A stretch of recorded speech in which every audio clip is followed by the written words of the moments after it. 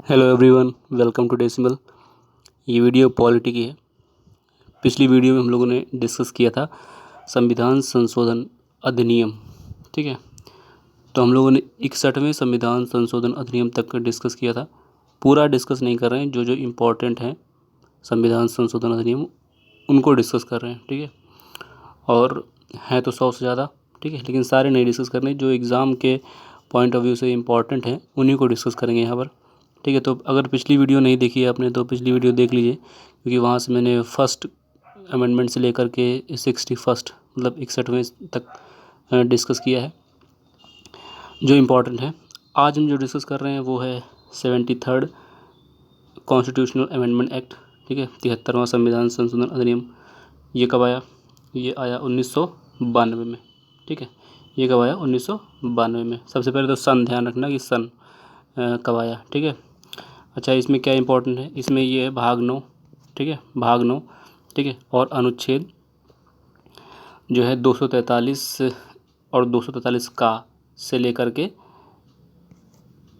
मतलब 243 ए से लेकर के ओ तक। ठीक है, 243 ए से लेकर के ओ तक, मतलब का से लेकर अणा तक। ठीक है ना, देखो इसमें भाग 9 ध्यान रखना। ठीक है, अनुच्छेद 243। ठीक है, अनुच्छेद 243, फिर अनुच्छेद 243 का से लेकर के अणा तक, मतलब 243 ए से लेकर के ओ तक। ठीक है, इंग्लिश में याद रखोगे ज़्यादा ठीक रहेगा, ए से लेकर के ओ तक। ठीक है, और 11वीं अनुसूची, एक एक आर्टिकल और है 280 बी। ठीक है, 280 बी।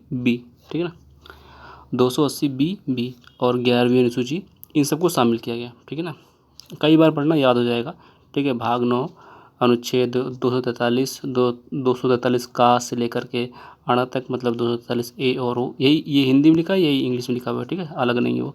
ठीक है, और 280 बी भी 11वीं अनुसूची को शामिल किया गया। ठीक है, कुछ अगर आर्टिकल ना ध्यान रहे तो 11वीं अनुसूची तो ध्यान ही रखना। ठीक है, 11वीं अनुसूची तो ध्यान ही रखना, क्योंकि अनुसूची पूछ लेते हैं कि जो है अनुसूची 73वें संविधान संशोधन में कौन सी आई। ठीक है, और इसमें पंचायत संबंधी प्रावधानों को संवैधानिक दर्जा दिया गया। कॉन्स्टिट्यूशनल जो है एक तरह से दर्जा दिया गया, संवैधानिक दर्जा दिया गया।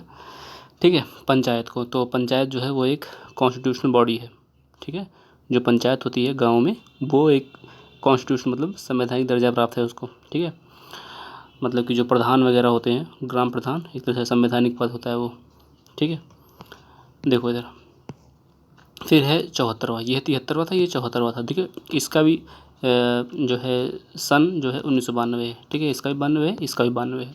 ठीक है, इसमें क्या है, इसमें पंचायत जैसा ही कुछ है, मतलब पंचायत तो नहीं है, पंचायत जैसा मतलब कि नगर निकाय, मतलब कि जो अर्बन बॉडीज़ होते हैं। ठीक है ना, अर्बन बॉडीज़ की बात कर रहे हैं, नगर की। जैसे कि अब गांव लेवल पे पंचायत बना दी जाती है, तो शहर में भी कुछ बनाएंगे। ठीक है, तो शहर में बनाया गया अर्बन बॉडीज़, नगर निकाय उनको बोला जाता है। और स्वायत्त शासन की इकाई के रूप में कार्य करने के लिए कई नए उपबंध किए गए, जैसे भाग 9 ए। ठीक है, भाग 9 ए जोड़ा गया, और आर्टिकल 243 ता से तरबूज वाला था, और से लेकर के 243 या छा। ठीक है, हिंदी में लिखा है या और छाता वाला छा। ठीक है, या छा, और 12वीं अनुसूची। ठीक है, उसकी जो है 73 की जो है 11वीं अनुसूची थी, 74 की 12वीं अनुसूची है। ठीक है, 73 की 11वीं अनुसूची थी और 74 की जो है वो 12वीं अनुसूची है। अनुसूची बहुत ध्यान रखना, आर्टिकल ना भी ध्यान रहे तो चलेगा। ठीक है ना, आर्टिकल ना भी ध्यान रहे तो चलेगा, लेकिन अनुसूची पता होनी चाहिए कौन सी है। ठीक है, तो ये दोनों इंपॉर्टेंट है काफ़ी। ठीक है, और ये दोनों जो है अभी यूपीपीसीएस के एग्ज़ाम में पूछा भी गया है। ठीक है ना, यूपीपीसीएस के एग्ज़ाम में पूछा भी गया है। देखो मैं दिखाया, तो ये देखो। ठीक है ना, तो ये है, ये क्वेश्चन है। अब यहाँ पे क्वेश्चन में क्या हुआ है, नीचे दिए गए कथन मतलब कि यहाँ पे स्टेटमेंट दिया गया था। ठीक है ना, मतलब ये कथन दिया गया था और कारण दिया गया था। देखो कथन क्या था, 73वें संविधान संशोधन जो था भारत के स्थानीय शासन के इतिहास में एक आधार स्तंभ के रूप में माना जाता है। ठीक है, और फिर कारण क्या था, 73वें संविधान संशोधन ने पंचायत को अति अपेक्षित संवैधानिक दर्जा दिया। ठीक है, तो इसका आंसर जो है संवैधानिक दर्जा तो दिया, बताया ना मैंने कि संवैधानिक दर्जा है किसको, पंचायतों को, तो ये कारण है। ठीक है, इसलिए ये स्टेटमेंट जो है सही है। ठीक है, मतलब कि यहाँ पे स्टेटमेंट क्या होगा, ए तथा आर दोनों ही सही हैं। आर ए की सही व्याख्या करता है, मतलब जो आर है वो ए की सही व्याख्या करता है। ठीक है ना, इसी तरह इसमें इधर ए लग जाएगा। ठीक है, तो पहला आंसर जो है ए ऑप्शन जो है वो सही है।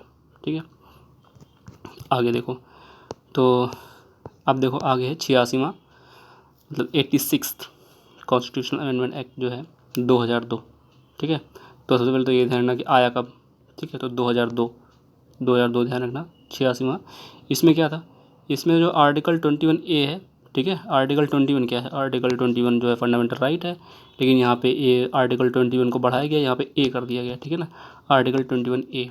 ठीक है, ये नया एक तरह से एक आर्टिकल है। तो इसमें क्या था, इसमें 6 से लेकर के 14, ठीक है, 6 से लेकर के 14 वर्ष की आयु के बच्चों को निःशुल्क एवं अनिवार्य शिक्षा, मतलब फ्री और कंपलसरी, 2 शब्द ध्यान रखना, फ्री, ठीक है, 2 शब्द ध्यान रखना, फ्री और कंपलसरी। ठीक है, फ्री और कंपलसरी मतलब कि मुफ्त होगी और अनिवार्य है।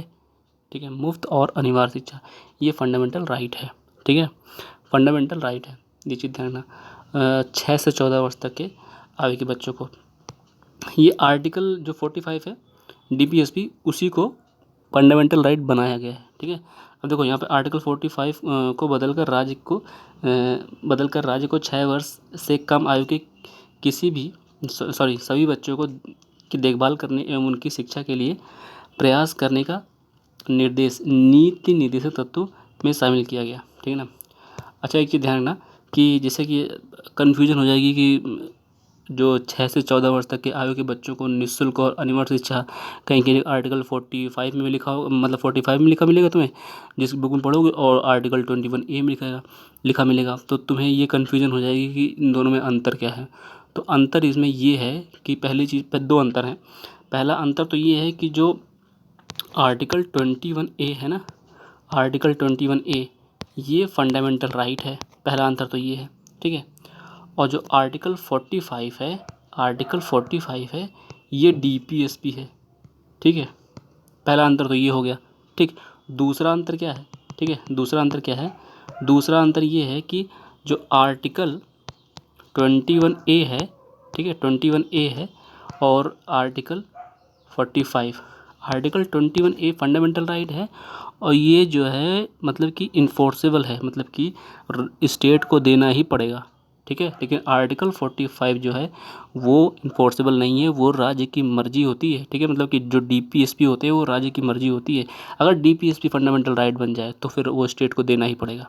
ठीक है, मतलब कि जो मूल अधिकार हैं वो बाध्यकारी हैं, और जो राज्य के नीति निर्देशक तत्व हैं DPSP वो बाध्यकारी नहीं है। ठीक है, उनको आप कोर्ट में चैलेंज नहीं कर सकते कि हमको ये DPSP नहीं मिल रहा है। ठीक है, लेकिन आप फंडामेंटल राइट को चैलेंज कर सकते हो कि हमको ये फंडामेंटल राइट नहीं मिल रहा है। ठीक है, तो उसके लिए आप कोर्ट जा सकते हो, लेकिन DPSP के लिए आप कोर्ट नहीं जा सकते। ये मेजर अंतर है। ठीक है ना, तो 2 अंतर है। पहला अंतर ये है कि जो आर्टिकल 21 में बात करी गई बच्चों के लिए मुफ्त शिक्षा के लिए, वो फंडामेंटल राइट है। आर्टिकल 45 में DPSP है, पहला अंतर। दूसरा अंतर ये है कि जो आर्टिकल 21A है वो मतलब कि आप इन्फोर्स करवा सकते हो। ठीक है, अगर कोई ऐसा एरिया है जहाँ बच्चों को मुफ्त शिक्षा नहीं दी जा रही है, प्राइमरी स्कूल में नहीं भेजा जा रहा, तो आप वहाँ पे जो है भिजवा सकते हो उनको। ठीक है ना, तो लेकिन जो DPSP में प्रावधान होते हैं वो उनको आप जो है मतलब कोर्ट से जो है इन्फोर्स नहीं करा सकते। कुल मिला के कहने का मतलब ये है।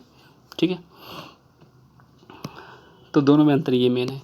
अब है 91वां जो है 91st कॉन्स्टिट्यूशनल अमेंडमेंट एक्ट 2003 में आया था।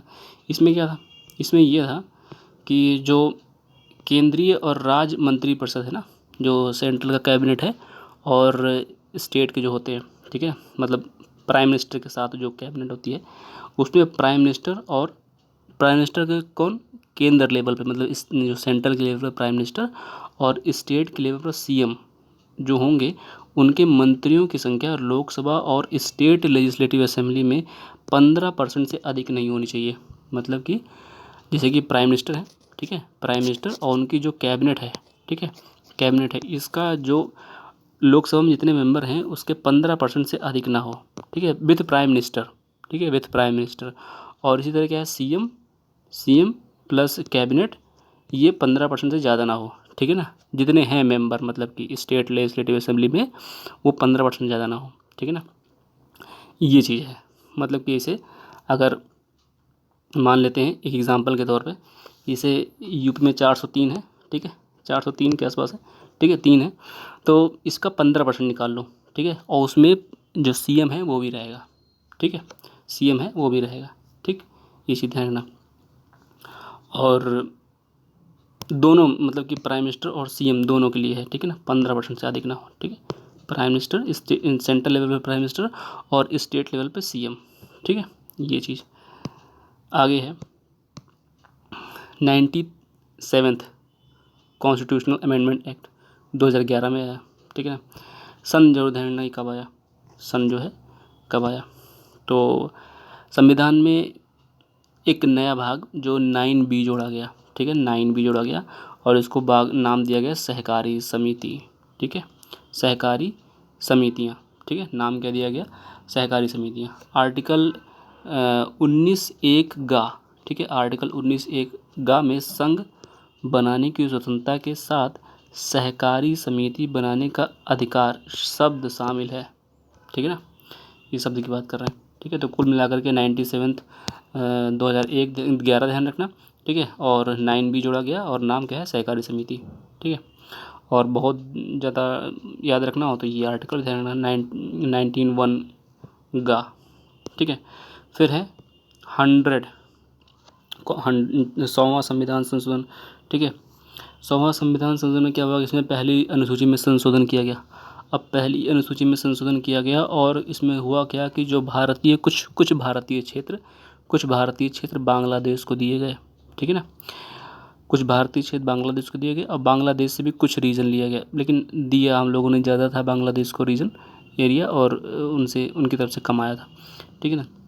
तो ये ध्यान रखना कि अगर 100 जो है कॉन्स्टिट्यूशन अमेंडमेंट ये एक्ट ध्यान है, कभी कहीं भी मिले तो समझ जाना कि इसमें बांग्लादेश को कुछ ज़मीन दी गई थी, ठीक है ना, और बांग्लादेश से कुछ ली भी गई थी, ठीक है ना, मतलब जो बांग्लादेश के हित में थी वो बांग्लादेश को दे दी गई और जो हम लोग के हित में थी वो हम लोगों ने लिया था उनसे। तो और अमेंडमेंट जो है पहली अनुसूची में किया था, ठीक है, ये ध्यान रखना। फिर है 101वां संविधान संशोधन 2017 में आया था, ये पता होगा बहुत लोगों को, जीएसटी का है, ठीक है, जीएसटी से संबंधित है इसका, ठीक है। आर्टिकल ध्यान रखना क्योंकि ये आर्टिकल ध्यान रखना 246A 269 269A, ठीक है, और 289 279A जोड़े गए और 268A का निरसन कर दिया गया, ठीक है। ये तो बहुत फेमस हुआ था 101 वाला, तो ये काफ़ी लोग पता होगा, जीएसटी संबंधित है। फिर 102वां, ठीक है, 102nd अमेंडमेंट जो है कॉन्स्टिट्यूशन, ये 2018 में आया था, ठीक है ना, ठीक है, 2018 में आया था। अब देखो यहाँ पे बिल जो है 123वां है, ठीक है, और जो एक्ट है वो 102वां है, मतलब कि 102, और बिल जो है 123 है, ठीक है। तो ये बीच के 21 बिल कहाँ चले गए, अगर आपको बताया तो कमेंट में बताओ, ठीक है। वैसे मैं बता दे रहा हूँ, जैसे क्या होता है कि अगर लोकसभा राज्यसभा दोनों जगह से पास होना चाहिए ना, ठीक है ना, तो लेकिन अगर कहीं से भी कोई प्रॉब्लम हो जाती है, बिल रुक जाता है, तो फिर वो क्या कहते हैं कि एक्ट नहीं बन पाता। कुल मिलाकर के सीधा सा मतलब ये है, सार यही है कि अगर दोनों बिल जगह से नहीं पास हुआ तो वो एक्ट नहीं बन पाएगा, ठीक है, बिल लैप्स हो जाता है कहीं ना कहीं, तो ये मतलब है, ठीक है। तो इस तरह 21 बीच में जो है गोल हो गए हैं, इसीलिए जो है जो 123 में बिल पे 102वां संविधान संशोधन हुआ, ठीक है ना। और ये जो एनसीबीसी है ना, राष्ट्रीय पिछड़ा वर्ग आयोग, एनसीबीसी ओबीसी से संबंधित है, और जो एनसीबीसी है उसके पास सिविल कोड के समान अधिकार हैं, इसी ध्यान रखना। वो तो पूछ ही लेंगे कि 102वां संविधान संशोधन जो है ओबीसी से संबंधित, लेकिन ये चीज़ ध्यान रखना, ये लाइन कि जो एनसीबीसी के पास है सिविल कोड का अधिकार है, ठीक है ना। फिर है 103वां संविधान संशोधन अधिनियम, 103वां संविधान संशोधन अधिनियम जो है वो 2019 में हुआ था, ठीक है।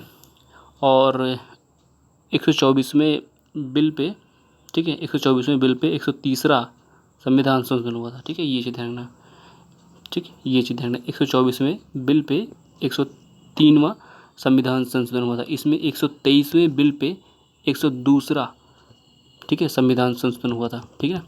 इसमें डिफरेंस हो गया है ना, बात ये 123 और 102 में, ठीक है। होना क्या चाहिए कि 102वां बिल जाता और 102वां संविधान संशोधन हो जाता, लेकिन ये बीच के 21 बिल जो है वो गायब हो चुके हैं, इसलिए जो है क्वेश्चन बनने की संभावना ज़्यादा है, ठीक है ना, यहाँ ध्यान रखना।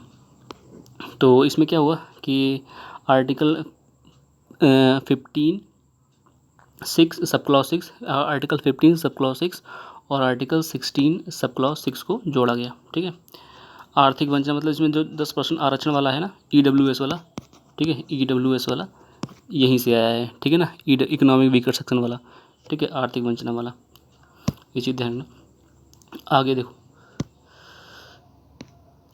ये क्वेश्चन दिखा दिया था। एक क्वेश्चन ये है, ये भी इस बार जो 2022 का UPPSC का मतलब UPPCS का, ठीक है, एग्ज़ाम हुआ था, उसमें पूछा गया था, है ना। Right to education has been included into the fundamental right by which, है ना, तो 86 होगा, ठीक है ना, इसका ऑप्शन होगा C 86। ये देखो ऊपर भी दिखाया था राइट टू एजुकेशन, ये वाला, ये, ठीक है ना, राइट टू एजुकेशन, इसी को बोलते हैं राइट टू एजुकेशन, ठीक है, राइट टू एजुकेशन, ये ध्यान रखना, इसी में लिख लेना। अगर नोट्स बनाया आपने तो यहाँ पे लिखना राइट टू एजुकेशन, ठीक है। 86 कॉन्स्टिट्यूशन अमेंडमेंट एक्ट, ठीक है, ये वाला 86वां संविधान संशोधन अधिनियम 2002 के द्वारा, ठीक है, राइट टू एजुकेशन का, ठीक। और ऊपर वाला जो है बताया था, ये जो पंचायत से रिलेटेड था, ठीक है ना, पंचायत से रिलेटेड था, इसमें पंचायत को संवैधानिक दर्जा दिया गया, ठीक। तो ये इतनी चीज़ें ध्यान रखना। और ये देखो अभी 2022 में 2 क्वेश्चन पूछे गए हैं, ठीक है। पहले भी एग्ज़ामों में इस तरह के क्वेश्चन पूछे जाते हैं, ठीक है। UPSC में भी डायरेक्ट क्वेश्चन पूछ लेते हैं इस तरह के, ठीक है। तो UPSC में भी अगर UPSC में BPSC, ठीक है, BPSC में और PPPC में तो पूछते ही हैं, ठीक है, UPSC में पूछते ही हैं, MPPC से पूछ लेते हैं, ठीक है, RAS का एग्ज़ाम होता है उसमें भी पूछ लेते हैं। तो ये सभी एग्ज़ाम के लिए मतलब एक तरह से इम्पॉर्टेंट है। तो अगर पिछली वीडियो नहीं देखी है तो वो वीडियो आप देख लीजिए, ठीक है। उससे फ़ायदा ये होगा कि क्या कहते हैं कि जो अमेंडमेंट वाले चीज़ें हैं वो सारी तैयार हो जाएंगी, और इससे ज़्यादा अमेंडमेंट नहीं पढ़ने की ज़रूरत है। एक अमेंडमेंट बचा हुआ है, वो आपको पता हो तो कमेंट में लिख देना कि ये जो कितने तक बताया, 103 होता है ना, 104वां जो अमेंडमेंट हुआ है, ठीक है, वो किससे संबंधित है। अगर आपको पता है तो वो आप कमेंट में लिख दीजिए, ठीक है ना। 104वां आप बता दीजिए कौन सा है, ठीक है। तो ये वीडियो इतनी ही रखते हैं, ठीक है। अगली वीडियो में हम लोग कुछ नया टॉपिक डिस्कस करेंगे, पॉलिटी का ही डिस्कस करेंगे, ठीक है। तब तक के लिए धन्यवाद, मिलते हैं नेक्स्ट वीडियो में।